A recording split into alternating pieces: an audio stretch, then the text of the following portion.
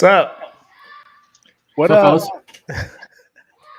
We're watching this CloneX thing going on right now, and we said, you know what? Let's go live. So, as everyone knows, my name's Mal. I'm here. I'm joined today by John and Mike. Rob might be joining us here in a little bit.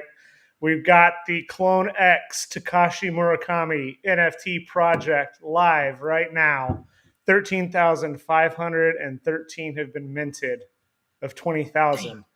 And the Dutch auction is down to 2.9 Ethereum, which is 12 grand plus. So, Mal, can you give us some details? This is PFP, right?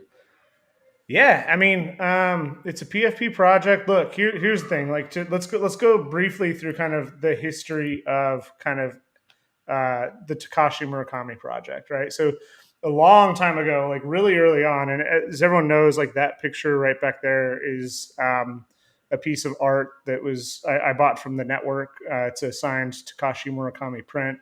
I've been a big fan of Takashi Murakami most of since I discovered who he was. He's the inventor of Superflat. In terms of, I liked Takashi before I liked NFTs or even knew what NFTs were. So I was a huge fan. Takashi designed a lot of the Kanye West art for graduation, late registration. And so when you think of the Kids See Ghosts stuff that was going on, he did a Louis Vuitton project, and he is one of the highest ranking living artists. I mean, Beeple kind of crushed everyone, but the net earnings of living artists, he's like up there in the top five, and he's one of the most important figures I think that we have in the space today. And so he actually, and it's funny because at the time when he did his minted his first NFTs on OpenSea, everyone the perspective at the time was like OpenSea was like a bad place for artists to drop. Like you had to be curated, you had to go in, you had to be able to do. Hold on, I'm trying to pull this up. You had to be able to like mint on Foundation or Nifty Gateway or one of these other projects. And so he actually minted these really cool, like pixelated, like inspired by Super Nintendo OpenSea flowers. And everyone like eviscerated him. And so he eventually said, okay, no, like I apologize. I don't know the space. And he never released them. And so then everyone was saying, okay, well, what's Takashi Murakami going to do then if he's not going to release these NFTs and he's not going to go down here? And so now we have the CloneX project, which, you know, Takashi Murakami is a big part of. You can tell by the art and the style that he's released that he is influencing this project in a massive way. And so it's just really interesting. So on this article, and this article came out June 7th, 2020. So it is dated with the NFT artists, but Takashi Murakami was the sixth highest living artist with over 100 million estimated worth in terms of art created. So like Takashi Murakami is the real deal. And Takashi is like the blending of traditional NFT. Like he can play in multiple mediums. He did, you know, some stuff with Billie Eilish. He's not afraid to try new mediums and everything. And so you look at his impact, and then I can't say it, so I've been avoiding saying it, but the Rtkft, if anyone knows how to say it, fix it for me and give me the phonetic spelling in the comments. Because Rob still calls Beeple Bleeple, and we called Vive for about 6 months. So be patient with us on this. So yeah, we're watching this, and in proper form, you know, John said it best. When Mike passes on something, it usually means it's gonna fly. And so for me, this is one of the projects that I've been incredibly excited about for a very long time. Not just because of the artifact. Oh, that's easy. Artifact. Thank you, Mark. The artifact project. I was gonna try and pull in like a fuck render reference somehow, like retro fucked, but Artifact, they have done their launch, which has been successful. They've been part of other launches. Very, very polished team. And now with this project, it's for me, when I think about it, I say 20,000 mints is a lot, but then you look at the mutant drop for the Bored Ape Yacht Club, and those were, I think, 2.5 ETH when they were minting if you couldn't claim them. So, like, if you think of the analogies of kind of what was available, if you had a Bored Ape, you were able to, if you I'm going to make Mike real big so we can keep his face in there.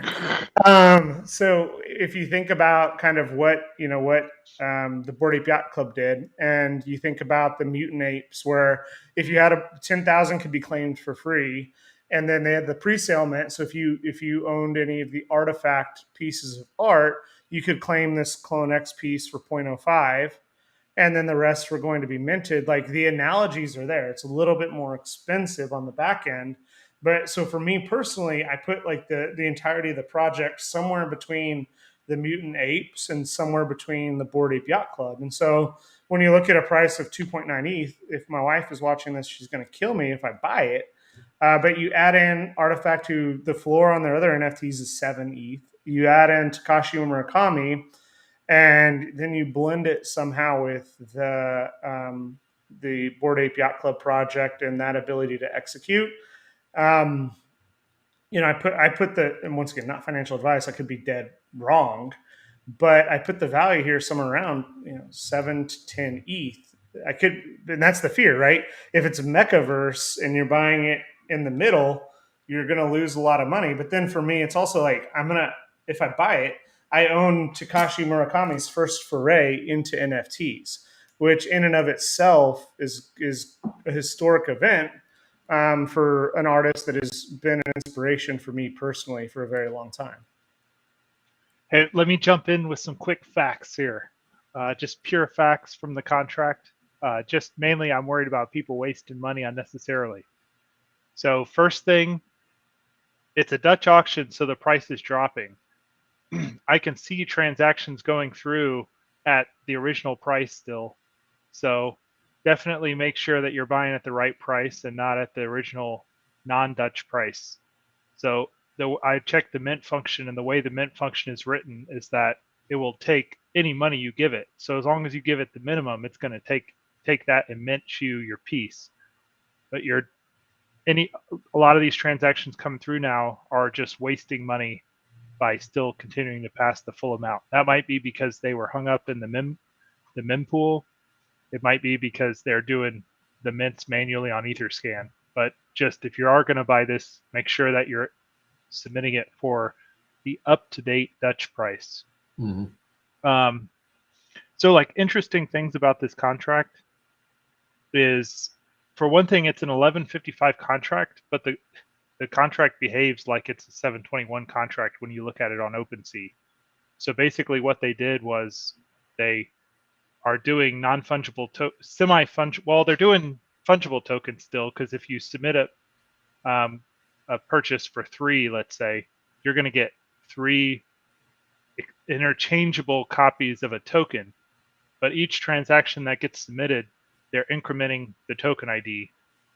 So when you pull it up on OpenSea, it mostly looks like it's a ERC 721 collection, because most of the pieces are going to look like individual pieces, not that glommed together ERC 1155 piece that you're used to seeing with an 1155. So I thought that was an interesting technique that they did.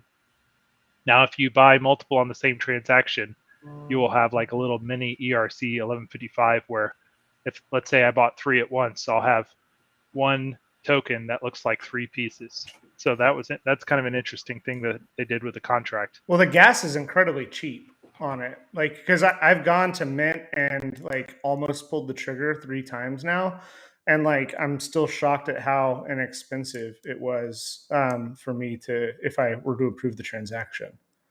Yeah, like a mint is running around 65,000, gas, which is about what you would expect for, let me check a few more just to make sure that that's consistent. Yeah.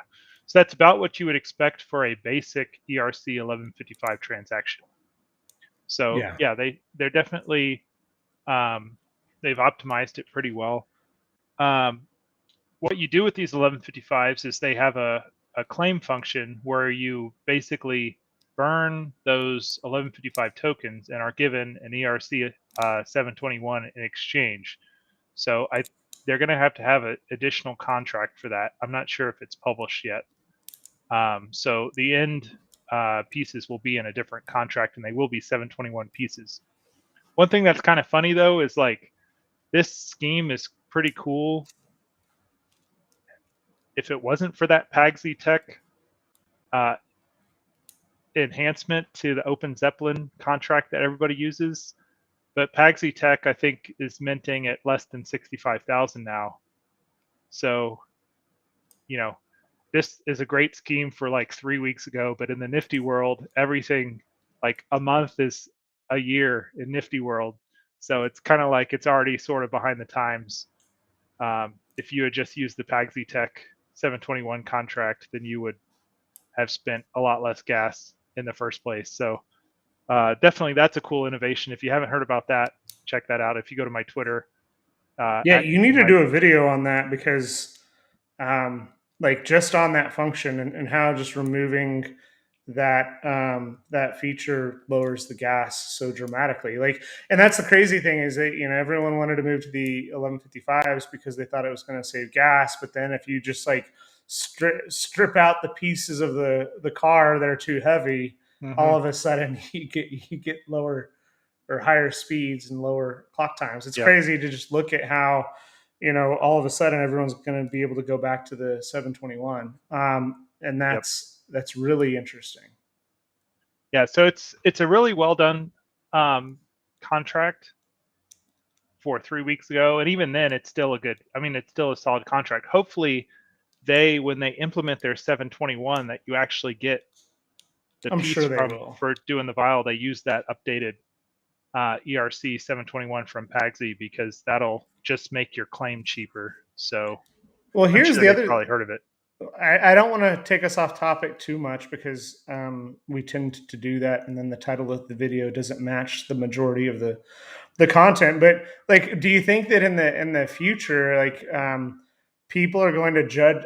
Obviously, like the gas savings that you incur, and shout out to Micah G, who was on our spaces this morning, and some of the others. But if you think of the you know, the efficiencies in the contracts, like it passes on, right? So even in the resale, right, you're still paying a premium on some of those things. And so efficiency is critical. Like, do you think history will judge inefficient contracts poorly? Like, it's like, okay, we're exiting that first phase of NFTs, and like we're in this medium phase where like now, you know, for me, like I don't care about you're a programmer, and you know, when you think of Pack and you think of Wolf Game and you think of efficiency of code and the code being part of the art, that's one perspective. But then you also think about like, is this meant to be a combination of the myriad of the code, the contract, the art, the artist, the platform, or is this just the PFP picture, and how do you judge it, right? Like,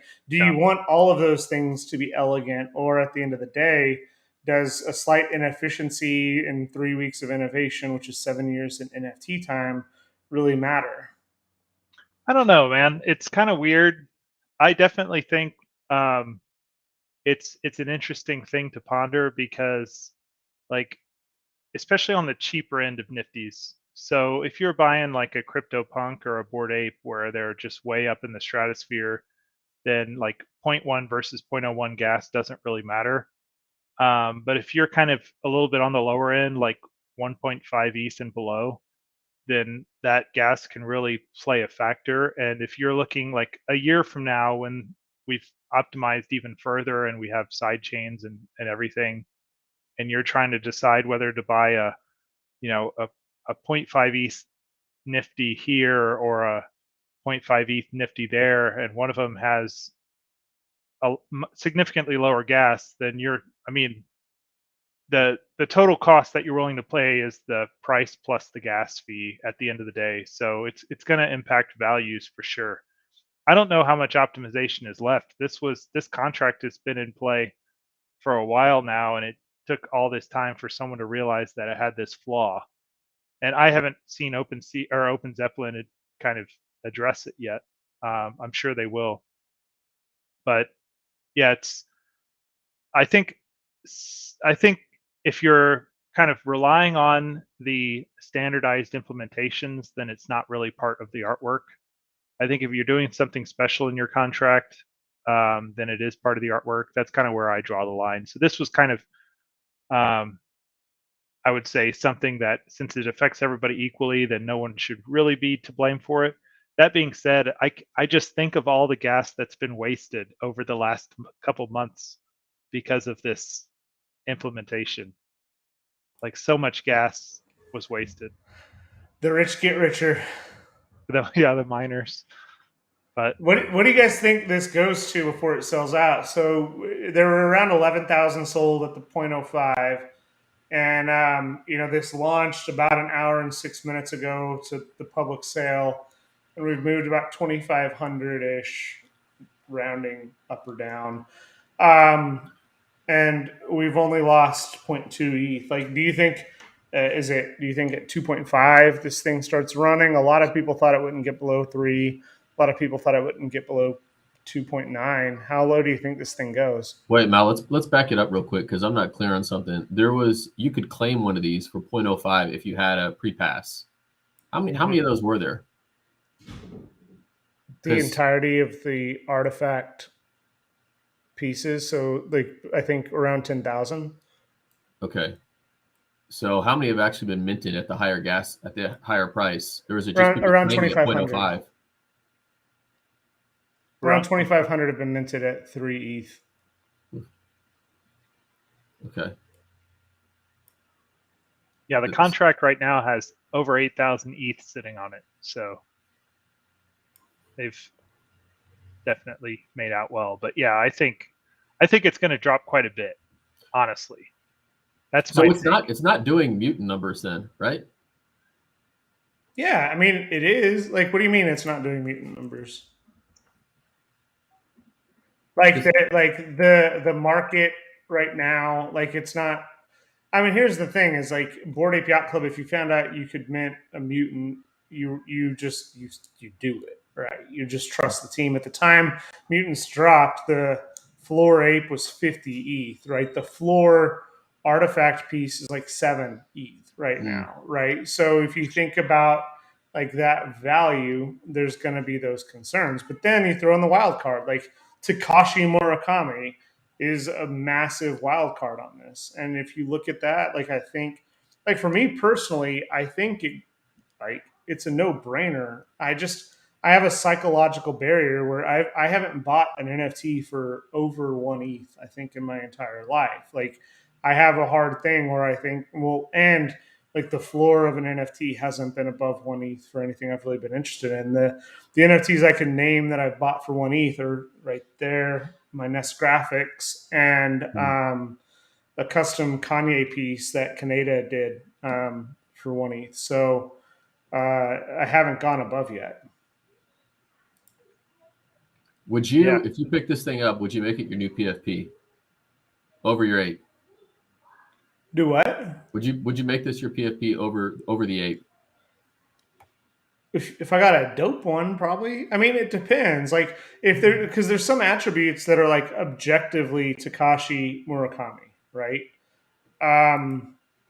And like that, like, so for that, like, if I had a piece that was like, oh, cool, this is something that he definitely designed. And if you look, it's really disgusting, and I want to be vague about it because like, it's NSFW and like YouTube filters, but like Takashi Murakami created this sculpture that like is really interesting, and you can see like the art and the art style for this drop are definitely there. Like, you look at it and you can say like he has his fingerprints on this. And so like when you think about things that resonate with people, like, this is definitely like one of those things. There's probably more Takashi Murakami physical print owners or Louis Vuitton owners or collectors than there are Bored Ape Yacht Club, owners. And so like I think like there's a huge crossover potential, especially long term. Like to get the first NFT that he launched in the space, one of 20,000 if NFTs are everything in the future. And then you look at the roadmap of like the metaverse and the 3D T poses of this. It's like, would you rather buy a Meebit right now, or would you rather buy this? Like, I'd much rather have this than a Meebit. Like, it's a no Oh, for brainer. sure. That's a great point. And so, like, if you think about like the floor of the Meebits is a floor Meebit right now. I can't pull it up for whatever reason. There's 19,999 Meebits, and the floor of a Meebit is 3.3 ETH. So would I rather have a Meebit or an artifact Takashi Murakami art? Okay, and I can buy it for now 2.8. All right, I'm going to ask the hard question then. What is the entry point if somebody's going to pick one of these up? Where does this thing drop to? Well, first off, what's the floor? Before we go there, do we know what the floor of the Dutch is? No, I mean, I don't. I'd assume Okay. 2 or 1.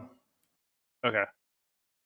It's selling about 10 per minute, but the website is like getting so hammered because of probably people just watching it. Yeah, Cloudflares. I'm getting cloud flared.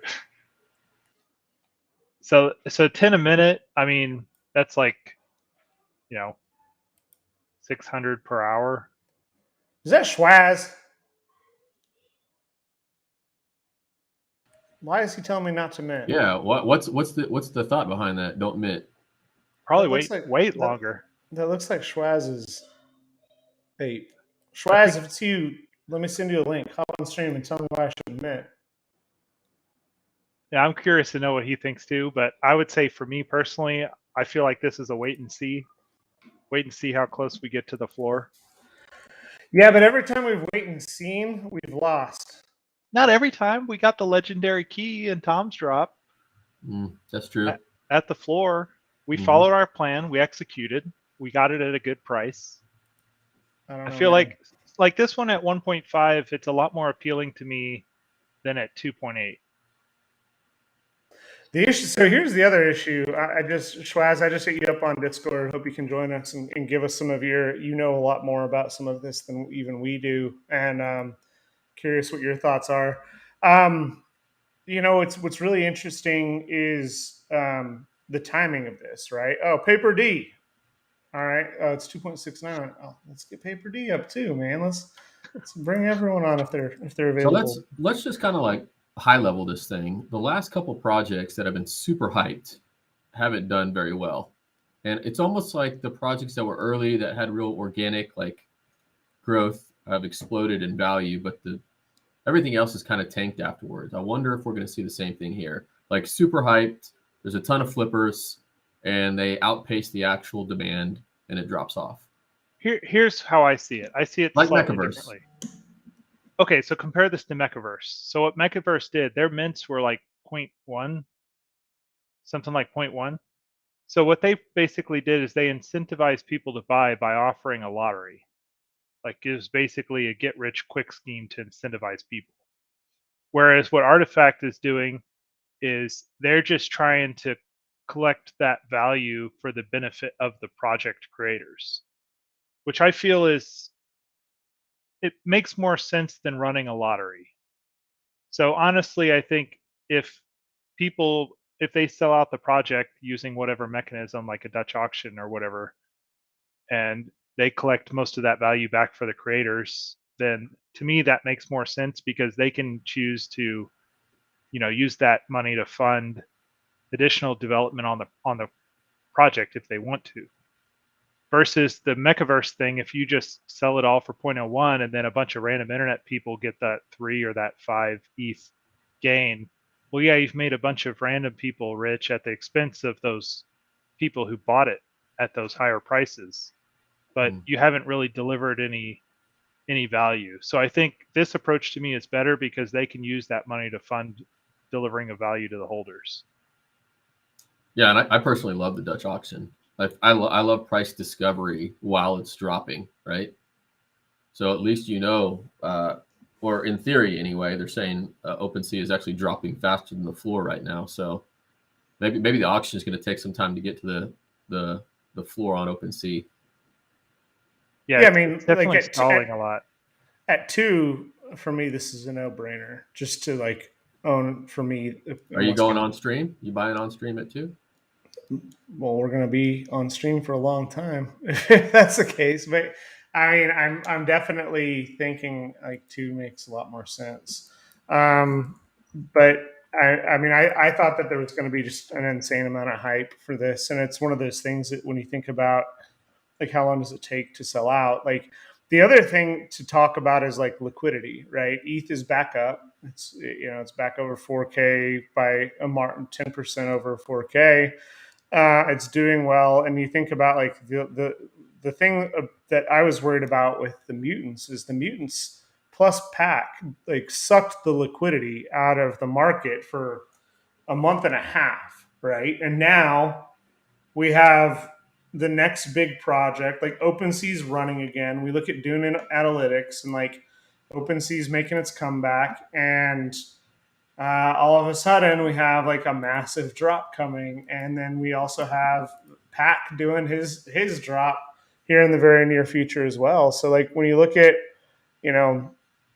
here was the Mutant Ape project, which got us to around 200 million in daily volume and secondary sales or daily volume on OpenSea, right? This doesn't include like the primary sales of mints like the Artifact and like the Mutant Ape Yacht Club. And then this one was the Metaverse, right? It sucked us back out. So about a month later, we get out of Metaverse hell. And then, we start running in November and things start looking good. And then, now we're doing well. And all of a sudden, we're back here and we're going to peak again. But now we got the pack drop and we got the Artifact. What's up, Schwaz? How are you? I'm good. Can you hear me? Yes. Yep. You told me not to buy. You and Paper D just hopped in real quick. I'm going to be a little harsher on this one. Yeah, I don't know. It's the OpenSea listings are down to 2.5, and the Dutch auction is still 2.8, right? Yeah, which is weird because it's not even revealed or anything. Why would someone just buy it and paper hand it that fast? Well, because they're selling the ones they bought for 0.05. Oh, right. Yeah, the paper hand chase is the people at 0.05 that are just undercutting each other to try and. It's like wolf game right now, where like once we got our wolves or sheep out of the game, it's like a crash course back down where people are just, they listed at 1.9. I'm going to list at 1.8. I'm going to list at 1.7, just hoping that someone buys it. So it's a chase to the bottom. And this is a flaw. Like when you have, when you have, let's say 40% of the supply is 0.05 and 60% of the supply starts at 3 ETH, like there's a very disparate supply and demand thing that happens, right? So like, if I could, would you rather guarantee a 1 ETH return, or would you rather hope that like the whole project doesn't fall eventually with this? And that is a flaw of the Dutch auction mindset. Yeah, I also don't like Dutch auctions, because especially ones that start this high, because I think, everyone says, oh, this is how the market it finds its market value, but there's still going to be people that get screwed, like the people that buy early are, get screwed if it goes way down. So I think I kind of think it's like taking advantage of those people that are a little bit like overly excited, or like really want one. So I think you're to start it at 3 ETH, you're counting on that. You're counting on at least some people to pull the trigger early. And then also, like, I don't know, the comparisons to Mutant Apes. Mutant Apes are like a very rare exception of a project that's like sold out at a price this high and went up.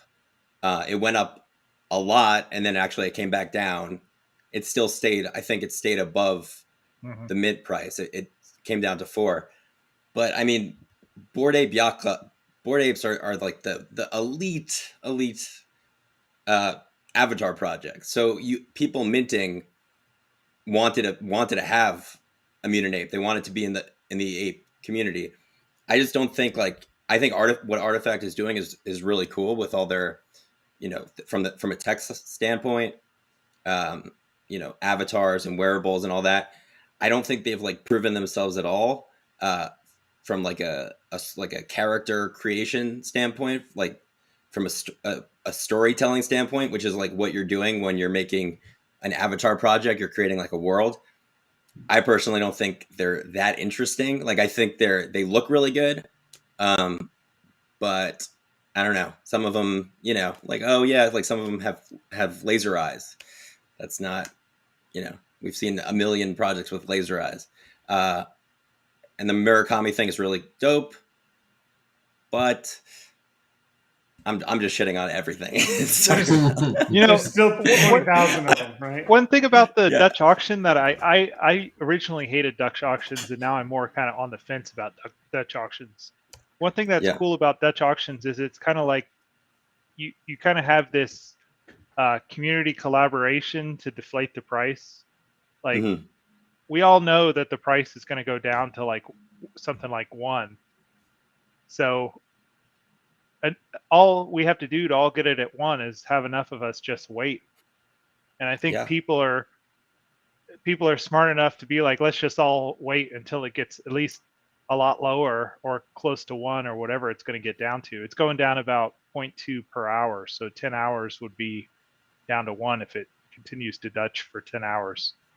I think the other observation I have is, so collectively we are trying to do what's best for all of us by waiting. So we work against the auction holder, I think. And those people who buy right off the bat, I just don't understand their philosophies. But the other thing that's interesting is, so all of these people who are at 0.05 and who are paper handing that's basically them projecting that the auction is going to continue to drop. And so they're trying to paper handing at 2.6 for the record, like 0.05 purchase, and you're making 2.55 ETH, which is over $10,000. That's true, but that's the market predicting that the Dutch is going to go below those levels. Now, the people who are buying for just that small of a discount, I don't understand them now, because if you just project out, they're getting 10 to 20 max transactions per minute. So that's 600 per hour. So we have at least 10 hours of capacity of those transactions. So it seems almost certain that it's going to get to whatever the floor is, or at least close to it. So this whole thing someone just listed for 235. Oh, they I love this. This is like game theory in effect. It is. It reminds me of the Batman Returns, when you'll have the convicts on one boat and then you have the citizens on the other, and they're both looking to press the button. You've got all these people with the 0.05 sitting there on OpenSea trying to sell versus the minters, right? And it's like you're watching these things compete, like how much profit can I extract? It's really awesome to watch. It's awesome, but if you legitimately just want a piece to hold, it's like that's the tough piece, because like the other thing is like we don't, and normally like a Tuesday, and Paper D talks about this a lot, is like the day of the week that you do the drops, and like there's fluctuation and timing and stuff. And so for me, it's like, why would you drop this on a Tuesday? Like Tuesday for me just seems like a bad drop day, right? Thursdays and Fridays seem like the premium slots for most NFTs. But then you think about Art Basel, and then like everyone's going to be losing focus starting tomorrow with this thing. So like the game theory piece of this is incredibly interesting. Well, I think it was smart to kind of like it wasn't super hyped. I mean, it's been like in the zeitgeist for a while. Oh, I feel like it was super hyped, but like not in like that Metaverse type of build up kind of way, right? Like it was I don't know, organically hyped. It wasn't like pumped. Yeah, with Coinbase pumping it.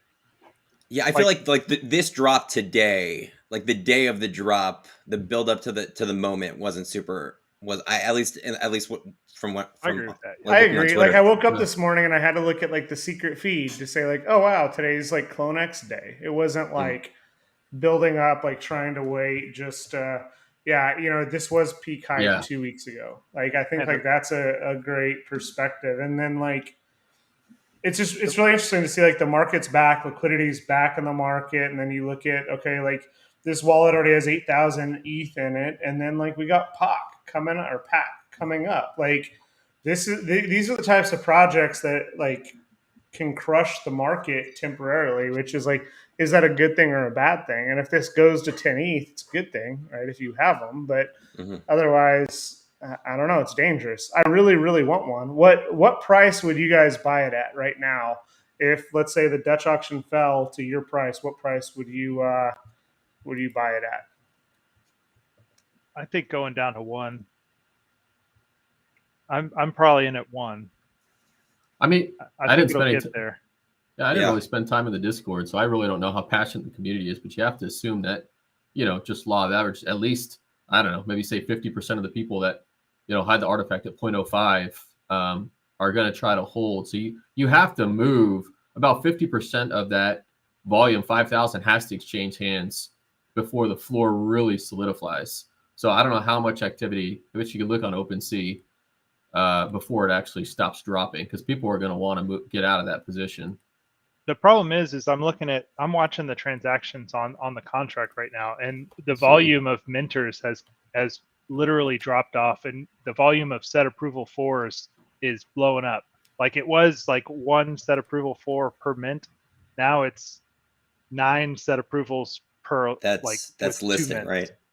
Yes. Right. So the volume is going in the OpenSea direction, which that's not a good sign. And then the other I think this is where I think 2.2 now, 2.2, 2.25. Yeah, and it's going to keep dropping. I think what Artifact messed up on is Dutch auction is designed for when you're the monopoly of selling.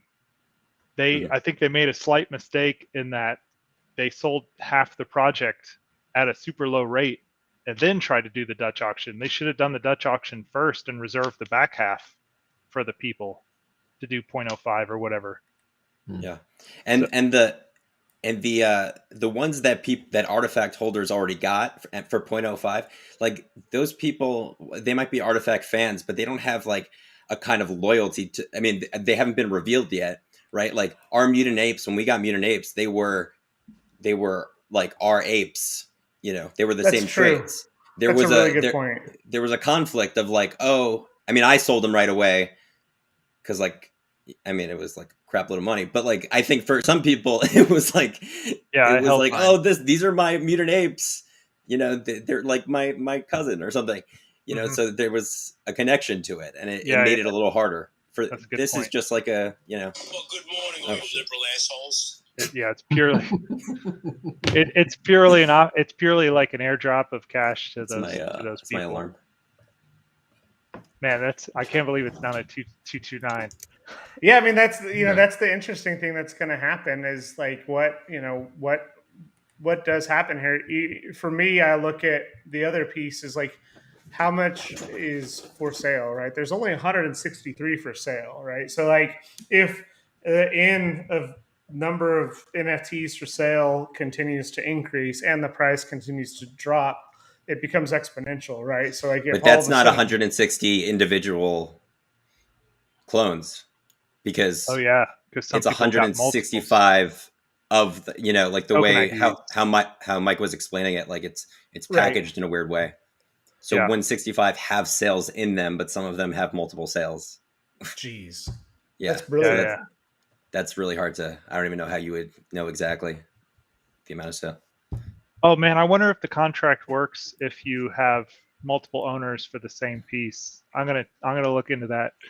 I hope they accounted for that. Yeah, I mean it's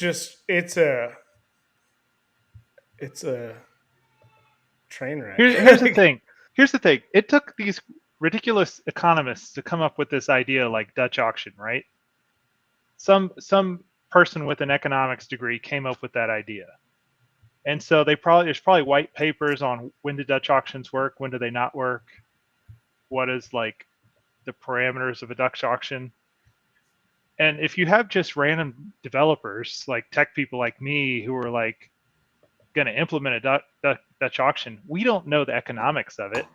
Mhm. And so I feel a little bad for them because they just use this idea because it's good for gas prices, but it actually really screws the project because now all these people We are don't going to have know. bad, They could have an economist helping them. We don't They know. could. But it's also, I think it's also a way to like get as much money as possible without and still being able to say, oh, that's the market value. Like that's, well, maybe.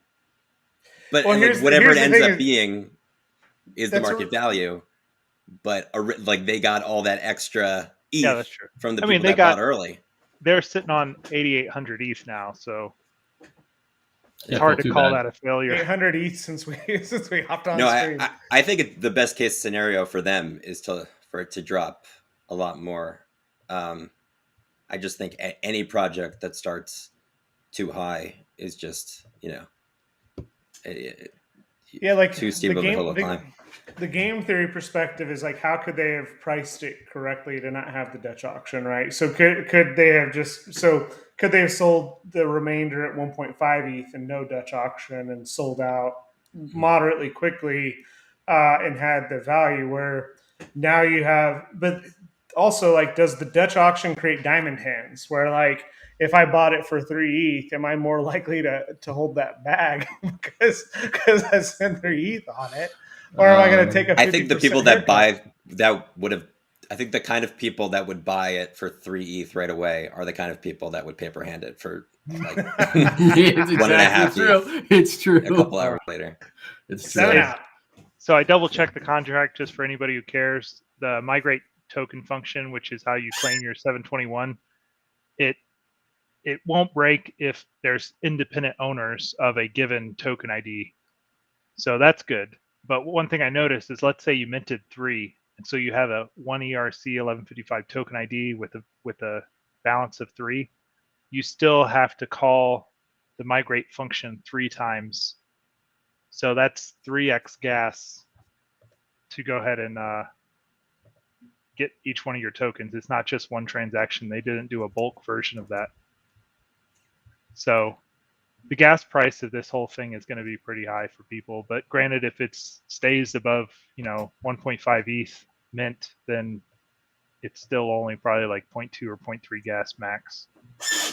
All right. Well, I promise y'all, I'm not going to buy it above 2 ETH. Do you have Under- Philip Hodis pieces? The drop just opened on Nifty. I don't have. I wish enough. I did. I've always liked Rusty, and I've never. I just bought one today. Which one did you buy? Whatever the cheapest one was. What was it? Oh. It was You also sold you sold one of the clouds today too, right? one of the what? It was one of the clouds for the Diplo drop. Yeah, I had cloud number 10. And nice. I've been holding it for a long time, and I listed it at 1,000 and it sold, which is like way above what it's at, but I guess someone wanted cloud 10.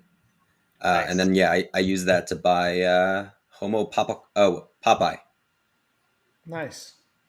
You know what the interesting thing about this Dutch auction is like everybody that waits and is sitting like you, Malachi, for example, you're actually a big fan.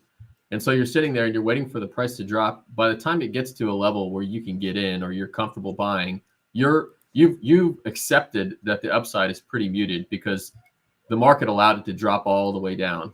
So like you're getting in because you're a fan of the project. I mean, that's partially true. I think that like the roadmap will be revealed. Like there's stuff we don't know. Like I think that there's still a lot of upside like down the line with a lot of these. Not the immediate like Well, super gain. Art Blocks does that, right? Like I think sometimes they do a Dutch auction and people are just kind of waiting for the price when it sells out, and then it usually does go up because everyone's kind of playing the same game. But yeah, I don't know. You're right that in theory it should just like find its price, and like that's the price for now. Yep, that's going to be the price for at least in theory, the short term. If they have something on their roadmap that makes it explode later, but right now, all evidence table that this is the price the market's going to pay, and you're not you're not buying it to flip it. You're buying it to be a part of the community. So I worry right now about the liquidity. Like I think liquidity is going to be like the thing is the pack drop, it's fiat, so I don't know what like impact that might have. But like regardless, 8,000 ETH being spent today on CloneX, and then when it's done, let's call it 12, 13,000 Ethereum. Like sucked out when you think of the pack drop is gonna, the siblings are the pack experts. They've been talking about a bunch of game theory around that drop. Like I just think like these types of things just suck out the liquidity. So it's like, are we headed for another brief bear where these smaller projects just don't have room to breathe, and it just isn't awesome? What is there? We just had 8 mints. So about 8 people waited till it hit 2.7 and then minted. Now it's probably paused again. But why would these people mint for 0.727 when they might not know 2.7 when you can just jump on OpenSea and get them for 2.3, 2.2, 2.3? They might not know. Crazy. And I mean, look, we were about to. Now they know. Listen, if Josh hadn't just slammed the brakes on Malk, I was about to do it. So it's interesting though, because it basically right now you can think of OpenSea as a prediction of when the Dutch ends, plus a premium to just get it over with. Mm-hmm. I don't know. I do want to ask a question. How is painting with Ferocious? Oh, did you do that? That was amazing. Yeah. Oh man. That was really cool. He's what did you get to keep? Didn't get to keep. Well, I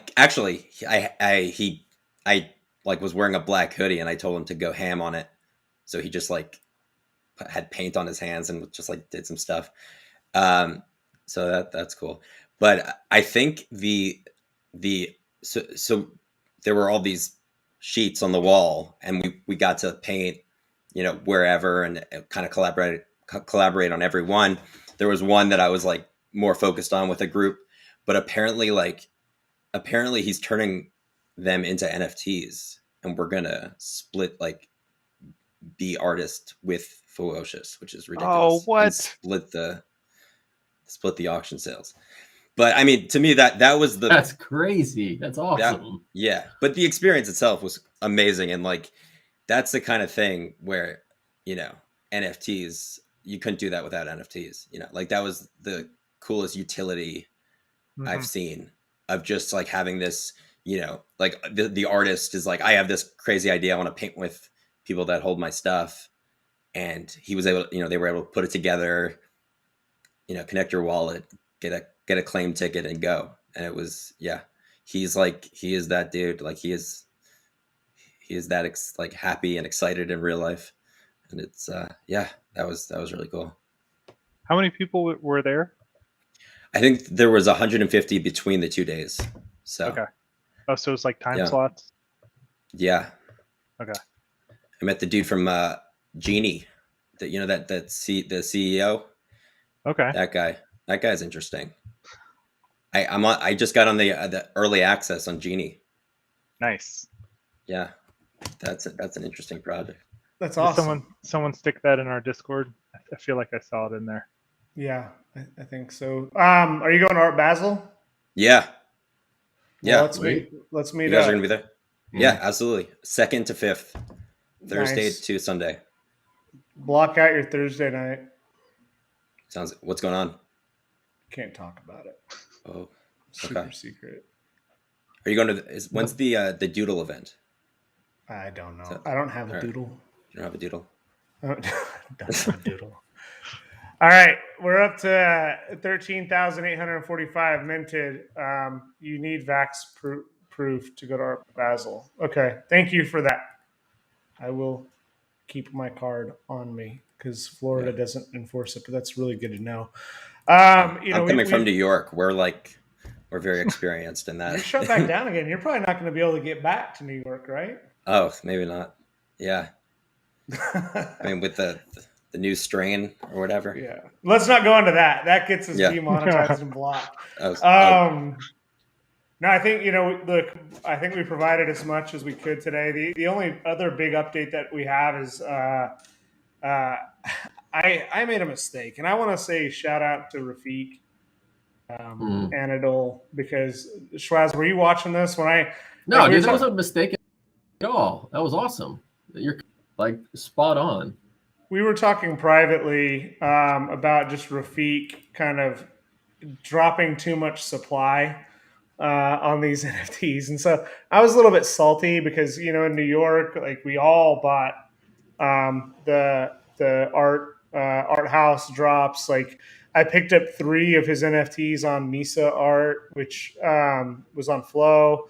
And like, so I was a little bit frustrated that like, it seems like every day Rafik was doing a drop, and by the way, he's got one in 1 hour. Yeah. By the way, it's going on in 1 hour. Shout out to Rafik. Hey, something just dropped to 0.01. No, that's a glitch. Is it? I've done that like multiple times. It's a trick to get you to buy. But so I just threw this up, and then Rafik responded like instantly within a minute and said, "Thank you for your notes. Pretty much all calculated for exciting burn mechanics in 2022. Transforming his still pieces into moving pieces will be fun."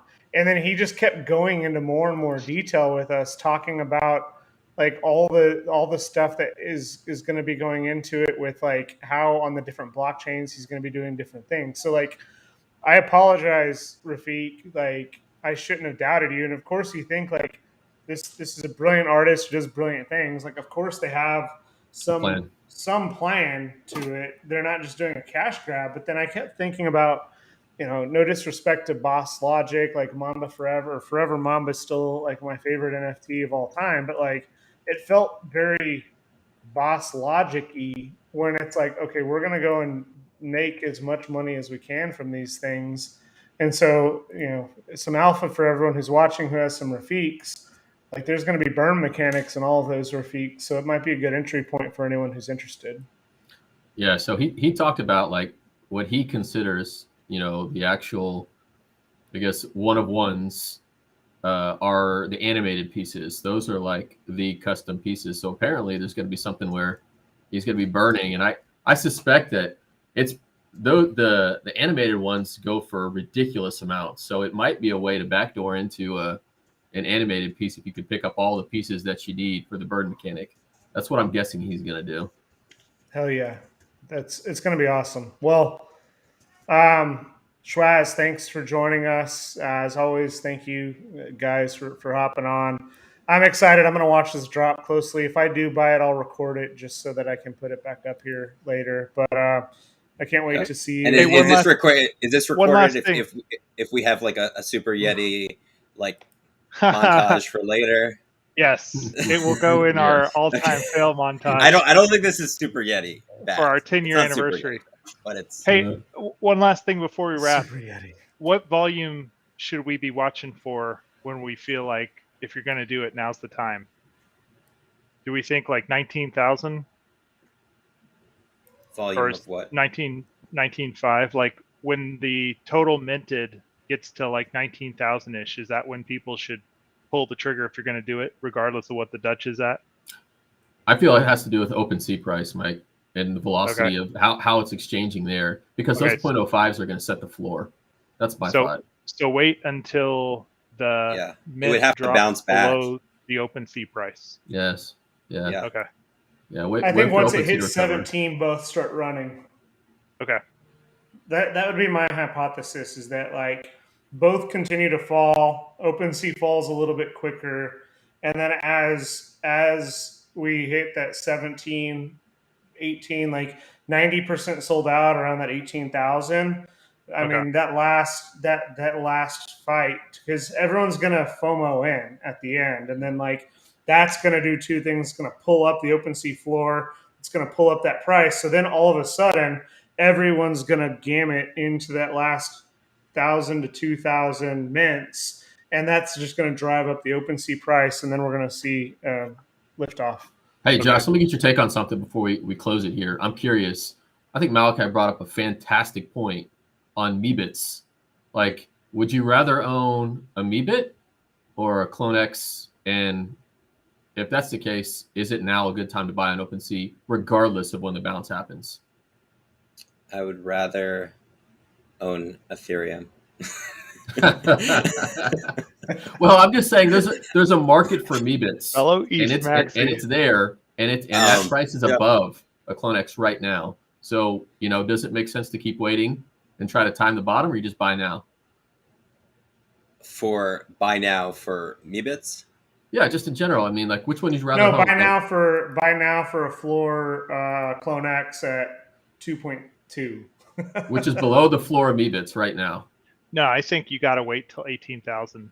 You got to wait on this. I mean, Meebits obviously have hung out in this. What are they at? Around 4? 3.3. I mean, they've hung out there for a while. So it's a much safer place to put your ETH. I would say. I think CloneX could be, it could be like Oni. The Onis were super hyped. Everyone very excited about the art, and then it's like it's just now it recovered a little bit. But it's down to like 0.7, isn't it? Oh, is it back? Okay, yeah, it went up after the Coinbase news, but then because Oni is one of the ones that I keep watching because I got lucky and sold the top on it. But yeah, briefly, like the floor of Oni Force is down to 0.68. So the floor was 7 on these for a while, which like when you think about that, I mean, that's a really, really good point. It's like, I do think that's a really good buy right now, but this is, a long time since the drop now. And I really like Oni Force. I'd really like to own another one. But then that's the other thing. Like, do you buy 2 or 3 Oni Force at this price versus this goes back into some of the stuff that Sophisticated Art Speculator was doing really early. It's like, do you buy the next drop? Do you buy 5 more of the next drop, or back in before the nifty bubble burst? Do you save and get a Ferocious? Do you save and get some of the door? Like there was a lot of stuff, and so like, do you spend 2.7 or do you go find value with a bunch of other NFTs if you're so inclined to buy some NFTs right now? Because there's a lot of value to be had in a lot of different areas. I mean, think about end of April into May. You had Bored Apes, Gutter Cats, or whatever, Meebits, right? Meebits. If you paid, how low did the Dutch auction go? Like 2.5? Yeah. Mm-hmm. Well, I mean, yeah, I think you would have been better off passing on the expensive Dutch auction, and then just minting, a bunch of the cheap stuff, like a Bored Ape, those really super cheap Bored Apes at 0.08. So hell yes. All right, awesome. I can't wait to see you in Miami. It's gonna be a lot of fun. Connect. I'll text you and we'll coordinate. And thank you for hopping on stream with us today. Hey everyone, make sure you like, subscribe, join us in Discord. We're gonna be doing some giveaways. Make sure you follow. They call me Schwaz. He is not afraid to talk about controversial topics, which is one of the reasons he's one of our favorites. I don't know how to. Oh, it's on this side. It's on that side. Yeah, okay. All right, everyone. Have a good evening. Take it easy.